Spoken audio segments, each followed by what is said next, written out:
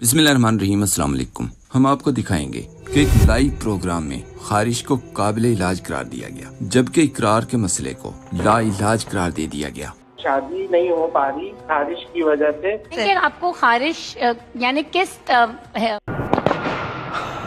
Whoa, did you see that? Anchor Umar Bashir Jawad Ahmad के घर interview करने बगैर किसी हिफाजती इंतजामात के चला गया। निकलो ऐसे, इसको निकालो भी बाहर। अगर आप बैठ के बात करें। अंडा कौन सा दिखा रहा है? दूसरी तरफ इकरार की मालकिन ने ट्रंप को नोबेल इनाम के लिए नामजद करने की हिमायत कर दी। डरे हुए, सहमे हुए, इसी डर और इसी खौफ को ऊपर ले जाए तो इस पर सोशल मीडिया और सहाफियों के दिलचस्प और जहनी कब्ज तोड़ने वाले तबसरे दिखाएंगे। खारिश और इकरार से पहले स्क्रीन पर ये फुटेज देखें। जवाद अहमद ने GNN स्टूडियो के एंकर उमर बशीर को अपने घर में उस वक्त मारने की कोशिश की जब इसे इसका पुराना ट्वीट दिखाकर बेनकाब करने की कोशिश की गई। तौबा तौबा, इतनी गंदी गालियां लाइव निकालता रहा जितनी मरियम का मीठा सहाफी, गुड वाला सहाफी या लंदन एवन फील्ड वाला सहाफी निकालता है। सहाफी उमर बशीर ने लिखा, 2 सवाल ही हुए थे कि जवाद अहमद अपने माजी के सियासी तर्ज अमल का और सोशल मीडिया पर मखसूस बयानिए का दिफा न कर सके और मेरे साथ बदतमीजी पर उतर आए। और नहीं निकलो ऐसे, इसको निकालो भी बाहर। अगर आप अभी सिर्फ आईना दिखाया शुरू किया, यहाँ पे बैठ के बात करें। अंडा कौन सा दिखा रहा है मुझे? बदतमीजी करना नहीं, बदतमीजी चाहिए। जवाद के हमले पर पूरे सोशल मीडिया ने कसूरवार एंकर को करार दिया। एंकर की बेवकूफी चेक करें। जवाद अहमद का इंटरव्यू करने बगैर किसी हिफाजती इंतजामात के चला गया। बैठा भी सिर्फ 2 फीट के फासले पर था। अल्लाह माफ करे, कोई पता चलता है कम अज कम लोहे की जाली अपने साथ लेकर जाता दरमियान में रखने के लिए। सदीक जान ने लिखा, अंदाजा लगाएं कि इसे इमरान खान के खिलाफ मैदान में उतारा गया था। जवाद अहमद सिर्फ एक जहनी मरीज नहीं, हमारे निजाम का असल चेहरा है। मजीद कहा, इस वीडियो के बाद जवाद अहमद वजारत उज़्मा के लिए फेवरेट हो गए हैं। इकरारुल हसन साहब के लिए खतरात बढ़ गए हैं। मौजूदा निजाम में ऐसे ही लोगों का मुस्तकबिल रोशन है। आसिफ खान ने कहा, जवाद अहमद के इलाज के लिए हम सबको चंदा जमा करना चाहिए, बीमारी हद से ज्यादा बिगड़ गई है। एक सोशल मीडिया सार्फ ने लिखा, लगता है एंकर ने पहले जीशान भाई से क्लास ली और बाद में जवाद अहमद का इंटरव्यू लेने आ गया। इसकी ये हालत अपनी पार्टी बनाने के कई सालों के बाद हुई है, जबकि इकरारुल हसन को अभी 2 महीने भी नहीं हुए और आज अजीबो गरीब हरकतें करता रहा। लेकिन इकरार से पहले मरियम को देखें। मरियम नवाज अपनी मखसूस मुस्कुराहट लॉक करके जा रही थी। सहाफी ने सवाल किया कि क्या डोनाल्ड ट्रंप अब भी नोबेल इनाम के हकदार हैं? इस सवाल के बाद अचानक चेहरे के एक्सप्रेशन ये थे और चंद लम्हे बाद ये हालत थी। जवाब दिया, शहबाज शरीफ जो कर रहे हैं अच्छा कर रहे हैं। जो पाकिस्तान के लिए कर रहे हैं अच्छा कर रहे हैं। इस वक्त में सर्वाइव करना किसी मुल्क का मजबूरियों का एतराफ करते हुए कहा, सरवाइव करना पड़ता है, मतलब अपनी जान बचानी पड़ती है। वैसे सरवाइव करना इस खानदान से ज्यादा कोई नहीं जानता। मरियम शायद ये भी कहना चाहती थी कि वो तो पहला निशाना भी हुक्मरानों पर लगाते हैं। जिंदगी सिर्फ एक दफा मिलती है। अक्लमंद तो वो है जो गीदड़ की तरह 100 साल तक जिए और मौका मिलने पर शेर बन जाए। सिर्फ एक दिन की जिंदगी का क्या फायदा? नवाज शरीफ 2 दफा भागकर सरवाइव कर चुका है। अगर ऐसा ना करता तो जंग के नक्शे कौन बनाता? आबोताब के साथ कैसे चमकता? शरीफ आज अकेला पूरी आबोताब के साथ पाकिस्तान के सियासी मैदान में चमक रहे, हालांकि वो अभी मुल्क में मौजूद नहीं है। हैरान कुन चीज देखें, लोग अमेरिका की मुजम्मत का मुतालबा उस खानदान और उस खातून से कर रहे हैं जिसने इंडिया के पाकिस्तान पर हमले की मजम्मत नहीं की थी। सिर्फ इतना कहा था, बॉर्डर पर टेंशन है, खतरा है। इस पर एक सोशल मीडिया सार्फ ने लिखा, इनकी जिंदगी के लिए ऑक्सीजन है अमेरिका। ये सारे वेंटिलेटर जो है ना, ये लगे हुए हैं अमेरिका की मर्जी से लगे हुए हैं। इरशाद भट्टी ने कहा, जब से जंग शुरू हुई है आप नवाज शरीफ, शहबाज शरीफ, आसिफ जरदारी, मरियम नवाज और बिलावल जरदारी, इनका कोई बयान ढूंढ कर दिखा दें जिसमें इन्होंने खुलकर अमेरिका या इसराइल की मुजम्मत की हो। तो सारों के तज़ीती ट्वीट्स या बयानात तो थे कि आयतुल्लाह खामनाई की शहादत पर, इसके अलावा कुछ नहीं।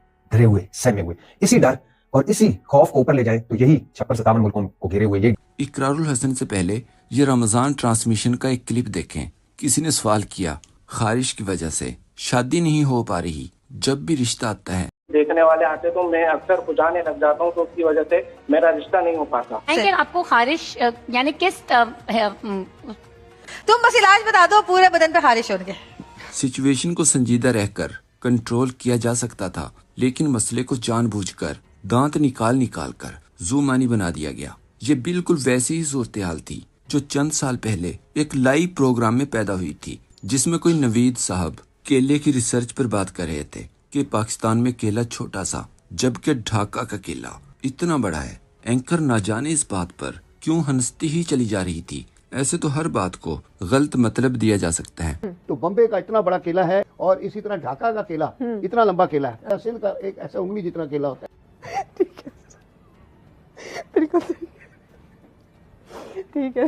بالکل یہی سوچ رمضان ٹرانسمیشن میں تھی۔ اس خارش والے مسئلے کو بھی اسی طرح اگنور کیا جا سکتا تھا جیسے پی ٹی آئی والے اقرار الحسن اور جواد احمد کو کرتے ہیں۔ مریم زرداری بلاول اور شہباز شریف کہاں سے کہاں تک نکل گئے، لیکن اقرار آئے روز جیل میں قید صرف عمران خان کو پڑتا ہے۔ لوگ حکومت کی حرکتیں دیکھ کر صدمے میں ہیں، جبکہ اقرار نے اپنے مالکوں کے دفاع میں کہا آیت اللہ خامنئی چاہتے تو سر پر بالٹی پہن کر اپنی زندگی بچا سکتے تھے، لیکن انہوں نے غیرت، جرت اور بہادری سے شہادت کو ترجیح دی۔ یاد رہے یہ وہی شخص ہے جو 2024 میں قسم اٹھا کر حلف دیتا ہے کہ میں کبھی بھی سیاست میں نہیں آؤں گا، پارٹی بھی نہیں بناؤں گا۔ دوسرا حلف 2026 میں سیاست میں آنے کے بعد، جواد احمد کی ناکامی کے بعد، عوام راج پارٹی بنانے کے بعد لیا کہ میں کبھی بھی کوئی عہدہ نہیں لوں گا۔ کلپ دیکھیں۔ یاد رہے جواد احمد کا بھی بالکل یہی اعلان ہے کہ جب بھی کوئی مجھ سے زیادہ مشہور بندہ پارٹی میں آیا تو میں پارٹی اس کے حوالے کر دوں گا۔ عاطف ضیاء نے لکھا بوٹ کے تسمے پر چپکے گوبر پر بیٹھی ایک مکھی اتنا سنجیدہ نہیں لینا چاہیے، اس کی اوقات بگلیں بجانے سے زیادہ نہیں، اصل معاملات کی طرف دھیان دیں۔ ایسے نوسر باز بہت آئے اور گئے۔ ملیحہ ہاشمی نے کہا اقرار الحسن بیچارے کے پاس کہنے کے لیے اپنی کوئی عقل والی بات یا بیانیہ تو ہے نہیں، نہ اپنی پارٹی والے خود سنجیدگی سے لیتے ہیں، ہر وقت عمران خان کے خلاف فضول گوئی کرتے کرتے اب اس مقام تک آ چکے ہیں کہ عمران خان کی شہادت کی خواہش کا اظہار ہو رہا ہے۔ اس گھٹیا انسان کو کوئی بتائے کہ سیکیورٹی کا عملہ سخت سیکیورٹی کے لیے عمران خان کے سر کو پوری طرح سے ڈھانپ کر لاتے تھے۔ اس بندے کا نہ کوئی کیلیبر ہے اور نہ اس میں عقل نام کی کوئی چیز ہے۔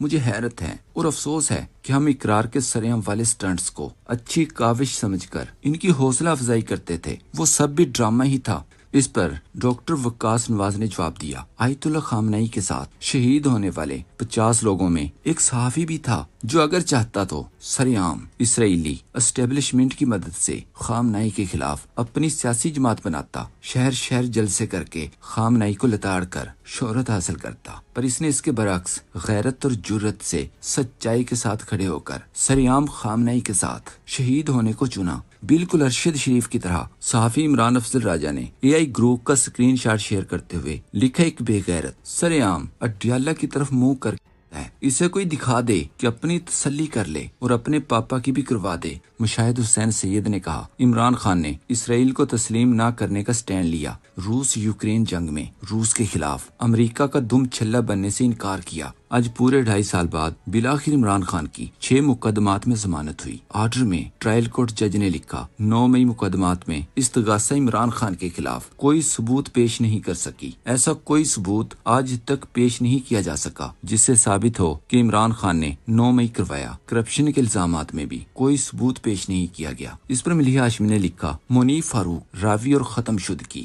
پچھلے 2.5 سال کی صحافت اور نون لیگ کی سیاست صرف 2 لائنوں نے تہس نہس کر کے رکھ دی۔ مزید لکھا اگر 2.5 سال سے عمران خان کو جیل میں ناحق قید کر کے حکومت کو نہ ایک پیسے کی کرپشن ملی، نہ 9 مئی پر عمران خان کے خلاف کچھ ثابت کر سکے، الٹا دنیا کے حالات اس رخ پر چل نکلے کہ اللہ نے عمران خان کے اسلام اور پاکستان کی خودداری کے موقف کی گونج پوری دنیا کو سنائی دی، اندازہ لگا لیں کہ قدرت کس کے ساتھ ہے۔